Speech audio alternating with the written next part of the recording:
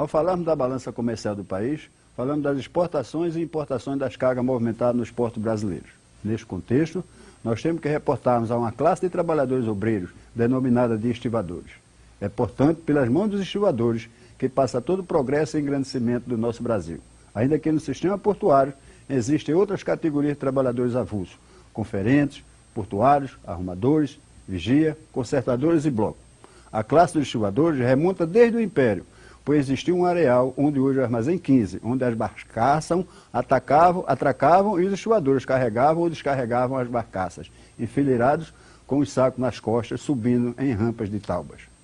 Com o passar do tempo, foram se agrupando, foram se organizando e fundaram em Recife o primeiro sindicato dos estivadores da América Latina. Daí surgiram os primeiros navios e os estivadores foram cada vez mais se organizando. Criaram equipes chamadas de ternos, definiram valores por tonelagem movimentada e criaram entre eles o sistema rodízio numérico para a distribuição do trabalho de cada homem. Criaram uma parede, local de chamada para o trabalho. Os agenciadores pagavam ao sindicato e o sindicato repassava os valores aos estivadores. Com a Revolução de 64, os sindicatos da aula portuária sofreram intervenção militar. Foi criada a figura da Delegacia do Trabalho Marítimo, sendo que o capitão dos portos era também delegado do Trabalho Marítimo, sendo as relações de trabalho tuteladas por estas delegacias, Ministério do Transporte e do Trabalho.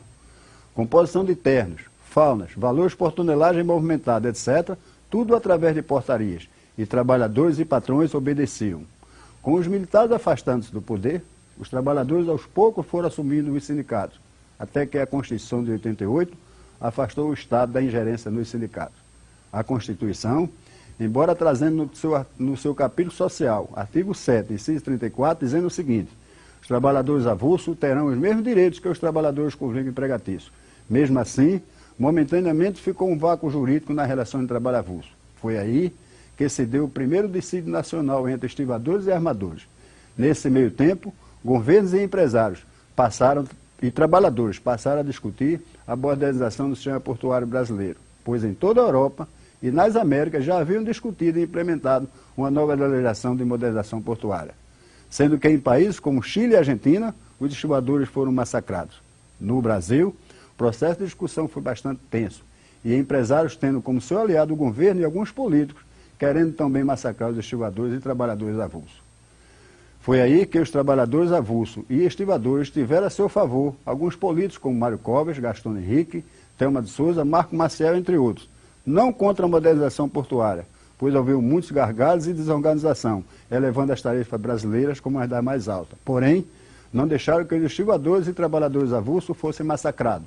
Eles, com muito empenho, conseguiram manter a exclusividade dos trabalhadores avulsos com direito ao trabalho. Foi aí que, em 26 de 8 de 93, foi aprovada pelo Presidente da República a Lei de Modernização Portuária, 8.630. É aí o outro grande marco divisório das operações portuárias brasileiras. Como todo, de um lado os trabalhadores, de outro empresários, com uma nova realidade social e política e administrativa. Com a lei, foi criada a figura do órgão gestor de mão de obra, órgão, responsável dali por diante de gerir, administrar e disciplinar as operações portuárias. Foi criado o Conselho de Autoridade Portuária com o objetivo de discutir, criar e fomentar novas políticas portuárias.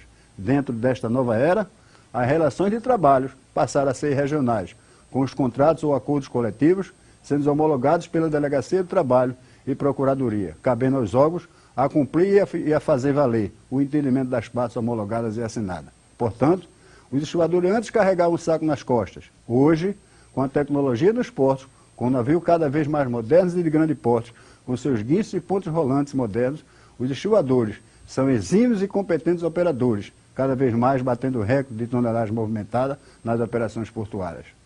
Os estivadores do Brasil, com a sua capacidade, sua coragem e audácia, seus braços fortes e sua determinação, estão gerindo riqueza para a nação brasileira, que cresce cada vez mais, alavancando o progresso do meu Brasil. E é com muito orgulho que eu sou estivador.